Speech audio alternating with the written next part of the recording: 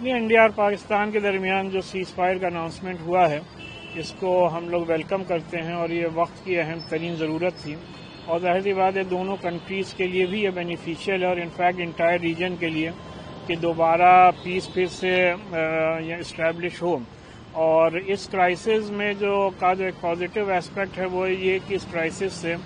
India اور زیادہ stronger ہو کر نکلا ہے، اور پہلگام کے اٹیک کا بھی ایک طریقے سے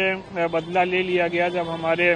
ملٹری نے ٹیرر کیمپس پر اٹیک کیا ہے۔ تو اب اس کے بعد یہ سیز فائر جو ہوا ہے تو اس کو ہم لوگ ویلکم کرتے ہیں، اس امید کے ساتھ کہ یہ پرماننٹ سیز فائر ہوگا، اور اگر دوبارہ پھر پاکستان کی طرف سے ایسی کوئی بیہودہ حرکت کی گئی تو ہم سمجھتے ہیں کہ ہماری ملٹری مور دین انف ہے، and indeed for the entire region that once again the peace must establish.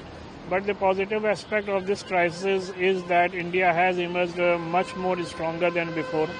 and I think that our military has already taken the revenge of the Pahalgam attack.